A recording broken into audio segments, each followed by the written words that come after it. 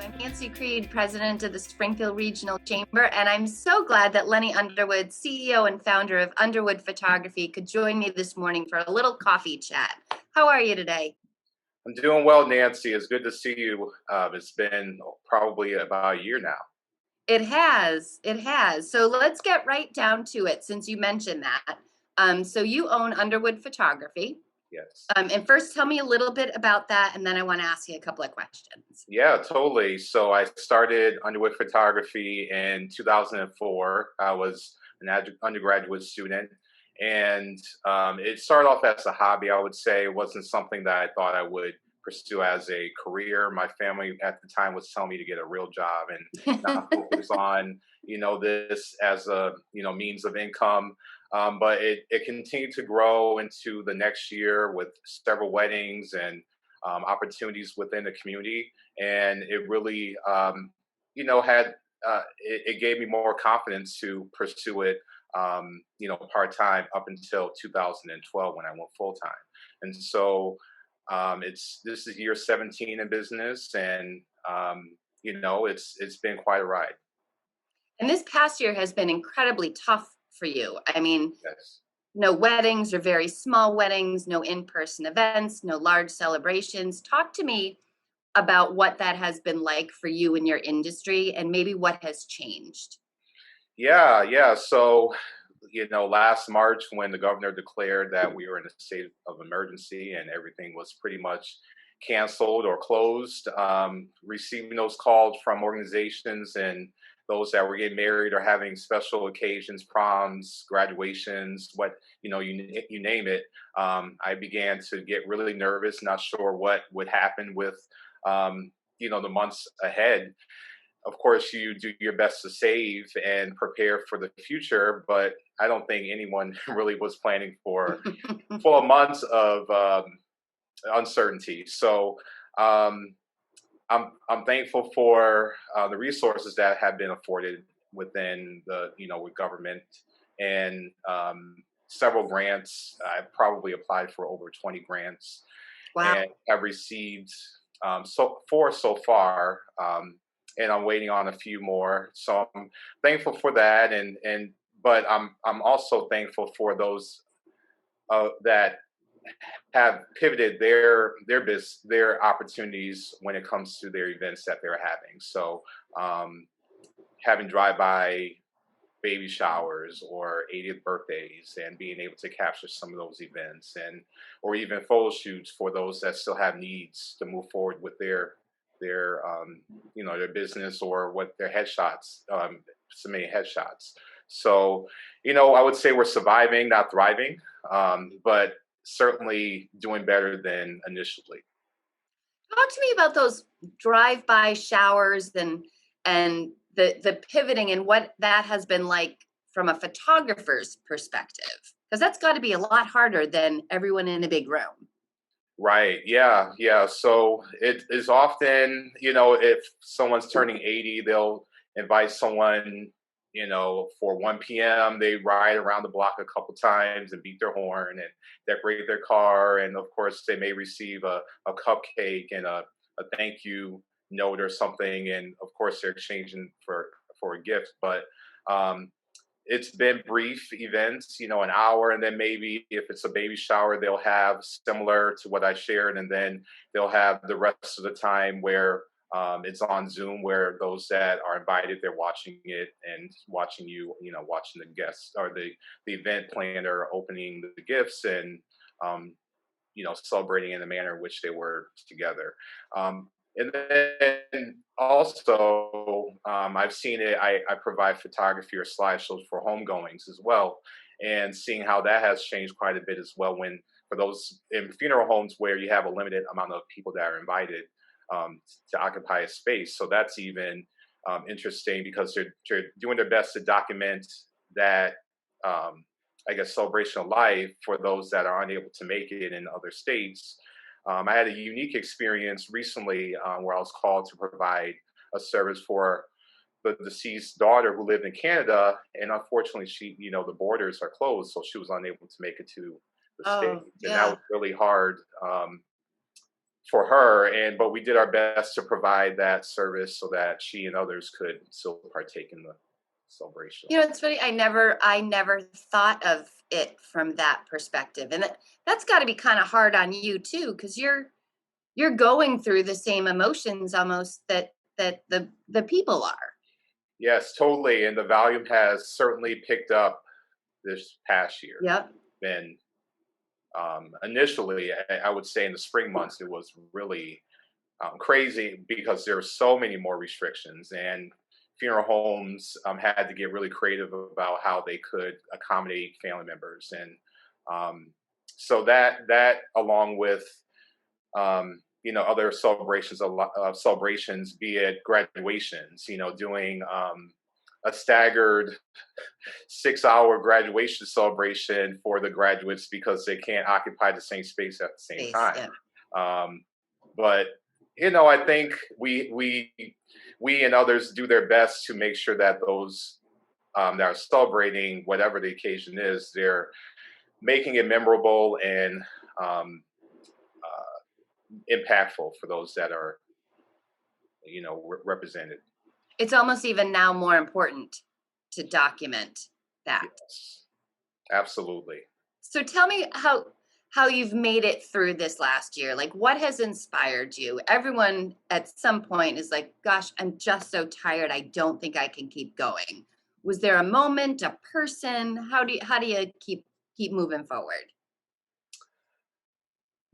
That's a great question. I was looking outside this morning at my grass, and I would say I remember a year ago, um, planting some new seeds of grass, and really focusing my energy on other efforts. So that may not answer your question, but that certainly was something that occupied my time when I had a lot more free time than in recent weeks.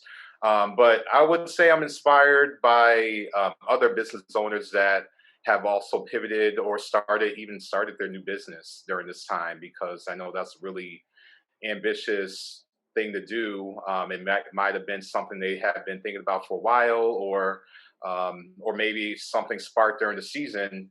No one really comes to mind instantly, but I know that I have read some articles or been inspired by certain instances that are really, great to keep me motivated and keep going. I will say sometimes I'm just motivated by certain challenges that I'm faced with. So um, I'm a runner, so I normally run about 6 miles each time I'm out there. But this past year I did 10.5 miles Wow. because I had time, and I said, why not? This is a new challenge, and it was great. I was on my way to a half marathon, but I ran out of weeks, and I'm a seasonal runner, so I'm not out there, come winter months. Well, good for you. I barely run to the mailbox. Well, I can get you there if you're looking. So you've been doing this for 20 years. Talk to me about all the changes that you've seen. So, we now have cell phones with cameras. We have Yes. digital photography. You can Photoshop. I can't imagine it was like that when you first started.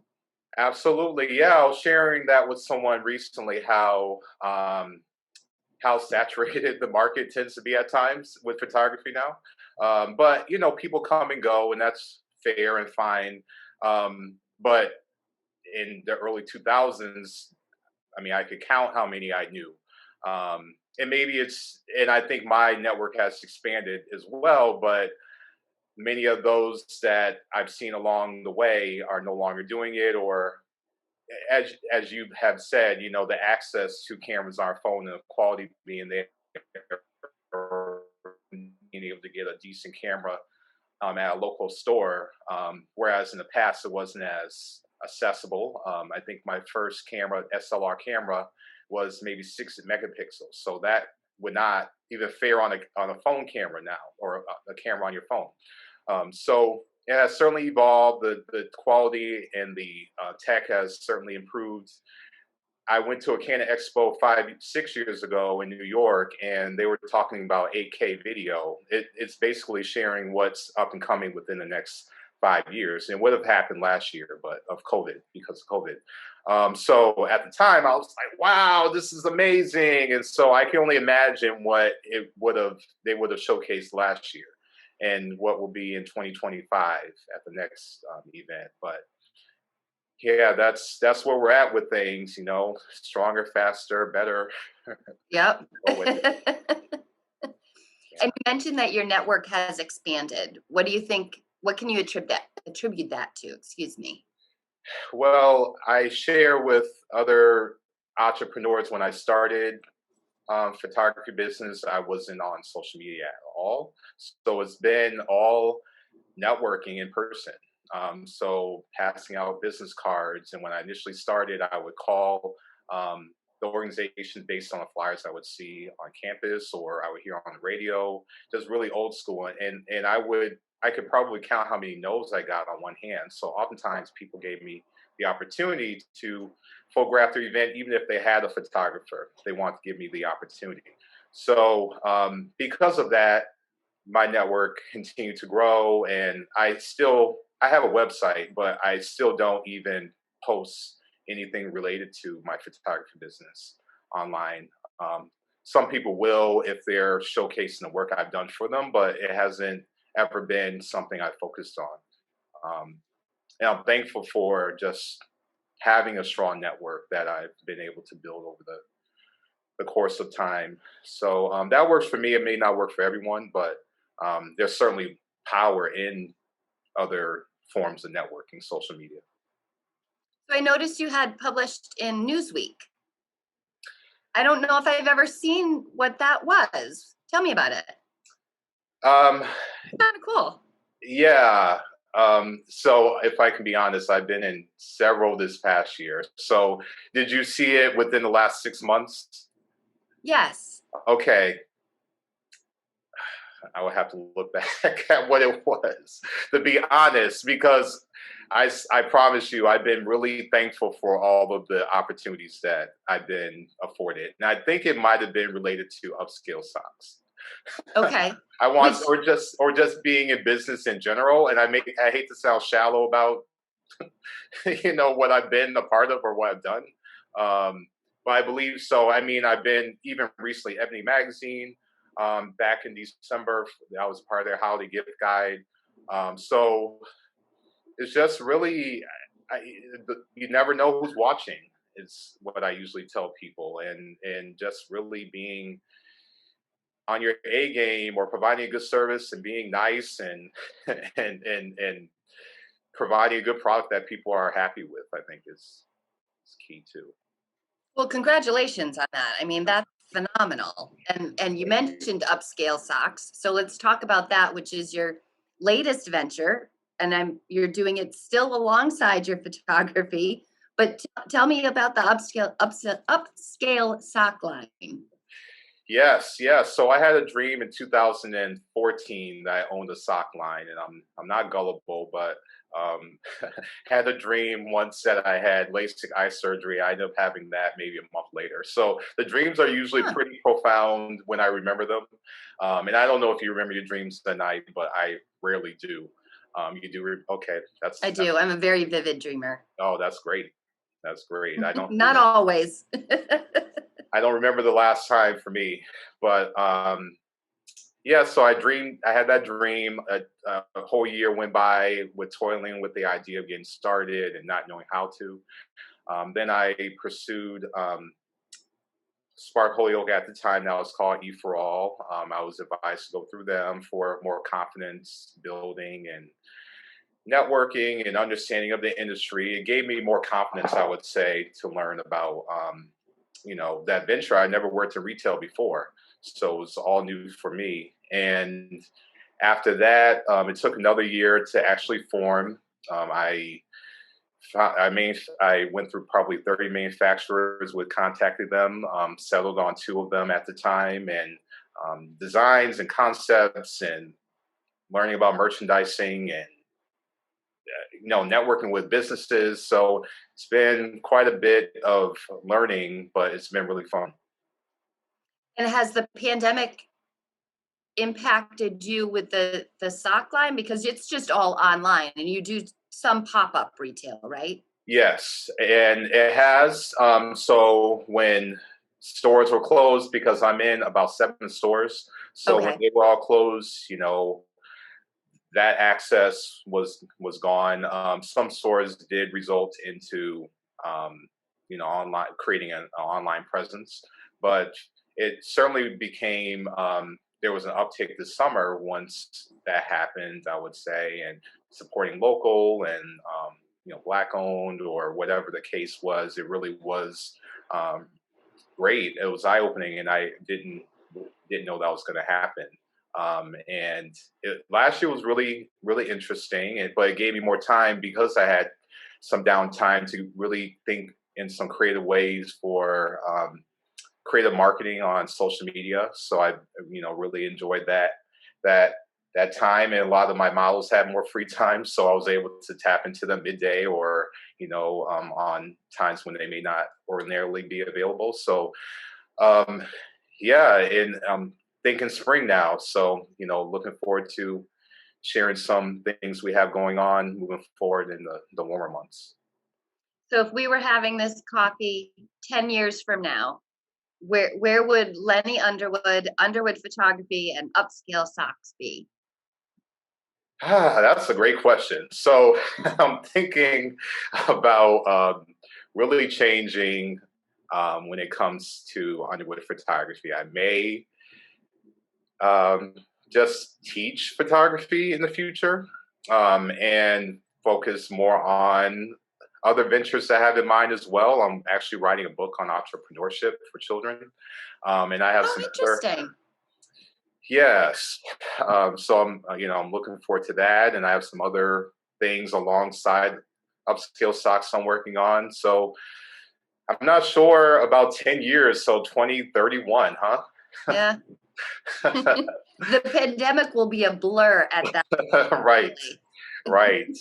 Um, but I mean, when I think about 2011, how that was 10 years ago, and how those years have flown by too, it doesn't even seem like it.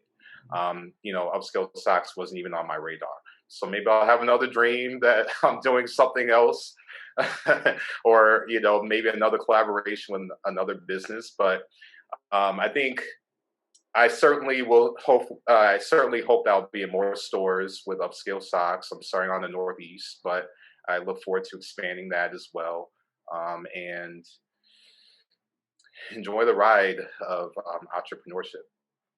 So you really do take the words "follow your dream" to heart.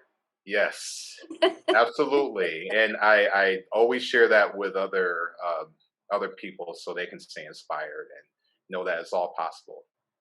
So in your book that you're going to be writing, Yes. what will you tell kids about entrepreneurship?